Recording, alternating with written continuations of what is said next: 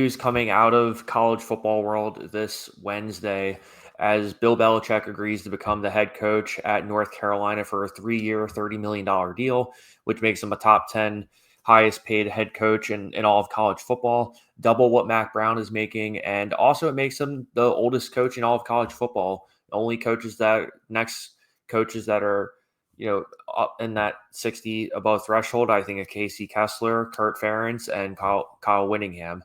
And when you first heard the rumors too, everybody, including me, thought it was kind of a long shot in the sense. But then when you found out that his father ended up was an assistant at North Carolina back in the 50s. So there is some sort of family picture there. And then I think things really started to heat up when the chancellor of the school, John Pryor, ended up really honing down on this hire. And it really is a testament to North Carolina taking football a lot more seriously, especially when you consider how they have not won the ACC championship since 1980, and they've always been predominantly called a basketball school in that sense too. So to me, this speaks to the sort of transition into North Carolina being a respectable program in football, basketball, and hopefully be a bigger deal in the ACC moving forward. And obviously, going into this year, you think to yourself, the expectation should have been a lot higher, but Mac Brown made the most of it. And now, when you have this home run hire, there are certainly a couple of things that would make you resistant to this hire. I mean, obviously, you're concerned about his age or kind of what the long term game plan is. But in terms of here and now, I love this hire, and I think one thing that I would like to point out that I don't think anyone else is really talking about is you can talk about Bill Belichick's success in the NFL. He's won 6 Super Bowls. I'm not going to sit here and talk about his resume all day. But to me, what intrigues me the most about this is not only is this about perhaps maybe honing his father's legacy, maybe to some extent, even though he was just an assistant there. Or maybe he wants to help out his son, who's the defensive coordinator at Washington, and it should be anticipated that he's going to be a part of Bill's staff in some degree. But more than anything, to me, Bill Belichick taking this job is about him not only wanting to be on the sidelines again, but I think just about having a new challenge. And granted, when he originally said that he wanted to be in the NFL, right? And that's totally understandable in that regard. However, when you look at this a little bit more full circle, he's accomplished everything in the NFL that you can possibly ask for. So if you're 73 years old and you sat there and said to yourself, "Man, I've done everything in the NFL that I've had to." Teams are going to be reluctant in terms of sort of the hierarchy or power structure. Why not go to a program like North Carolina where, yes, there are going to be expectations and pressure on you just because you're getting paid $10 million a year. But at the same time, let's say this ends up being a complete flop. How much is Bill Belichick's legacy really going to be impacted by it? People are going to talk about 10 years from now, even if this didn't work out. People are going to talk about the fact that he won 6 Super Bowls. Not going to talk about the two or 3 or 4 seasons that he had at North Carolina. I mean, maybe if he shits the bed or he ends up winning the ACC title or a national title, hey, who knows? Maybe it just adds on to the legacy. But to me, more than anything, this is not only about helping out his son, and maybe there is a sort of family lineage to it. But I think the bigger thing is that this is about him wanting to challenge himself as a coach who he's helped out Washington as kind of a consultant for a number of different game plans. And he's obviously been heavily involved in the game, being on the Pat McAfee show, making other media appearances and whatnot too. Because if you're Bill, you had to ask yourself, hey, the well of NFL opportunities has essentially dried up. Because even if you fast forward and look at it from 2 months from now, the only 2 job openings that would look semi-realistic is the Dallas Cowboys if Jerry Jones ever stops being stubborn about Mike McCarthy, and the Eagles if they move on from Sirianni, in the sense of what if the drama of it all and the Eagles fail to get those expectations again. Those are the only real 2 NFL jobs that I could realistically see Bill Belichick having interest in going into this season. So with that said, it kind of says to yourself, hey, you're getting paid more than enough to coach. You you have the structure where you don't necessarily have to worry about recruiting or much. You can put in your sort of professional program, as he called it, with the training, the nutrition, the schemes, the techniques, and having that be transferable from the NFL to college football too. Because I know that tends to be the general criticism of this hire is that, oh, he's never coached in college football before. Well, for those people who are hating on this, I would push back and say, well, at the end of the day, you're coaching a football game. I don't care if you're 5 years old, if you're 10 years old, if you're coaching 16-year-olds, college kids, professional athletes.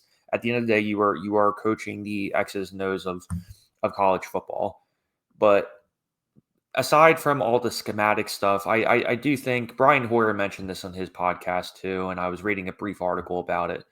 But the one thing I will say that I do think is a legitimate concern in terms of bringing in Bill Belichick, not so much in terms of his age or the fact that he hasn't coached on the college level. I don't really think that's a big deal. I mean, if you look back, I mean, yes, there have been a lot of circumstances of NFL guys going back to the college ranks. You can look at Jim Moore, you can look at Chip Kelly, you can look at a couple different elements from there too. I mean, Matt Rule is another great example, more recent, because in terms of historically speaking, the only real sort of comparison you can make in terms of how much of a compelling game this is really is I go back to Bill Walsh from the 70s. He coached at Stanford and from the late 70s and about 1982.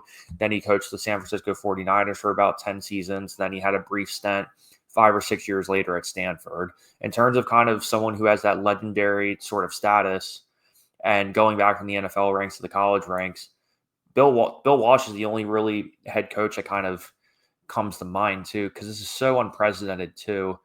But the big criticism I'm worried about with Bill Belichick is, will his message resonate with recruits?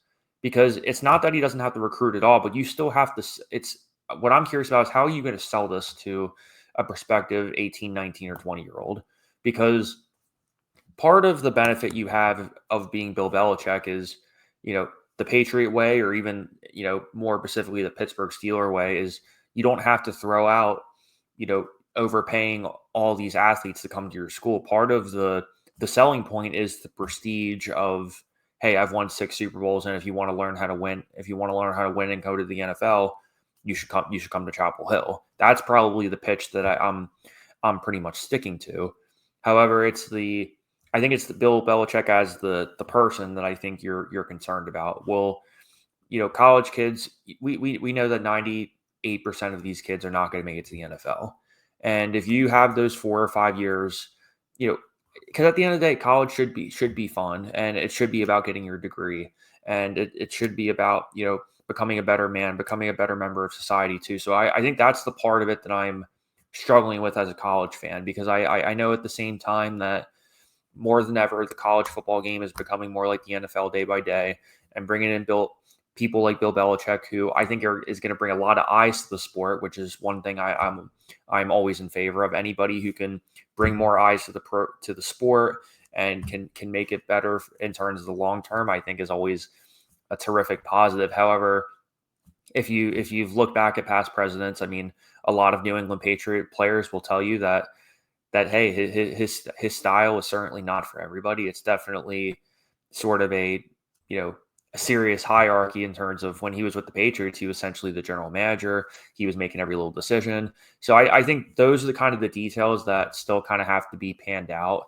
I mean, obviously we know Steven Belichick will probably be his defensive coordinator. We know he might bring in some old Belichick assistants, maybe a Matt Patricia, or or maybe a Josh McDaniel. I'm just spitballing names, but you guys get what I'm saying too. But in any event, I do ultimately think that this is a really strong hire for North Carolina. I think it says like, hey, we want to be known as more than a basketball school. I think if you're the ACC commissioner and Jim Phillips, I think you're doing backflips and getting excited about ACC football, because for kind of the mainstream audience of college football, you say to yourself the Big Two or the Big Ten and the AC and the SEC, and then the ACC and the Big 12 are power schools, of course. But I think objectively speaking, there is a sort of echelon in terms of a tier, and when you bring in guys like Bill Belichick and and you see NIL money budgets getting bigger and bigger. The report that I read was that last year their budget was approximately $4 million. And as part of the Bill Belichick takeover at Chapel Hill, it's going to be expanded to $20 million.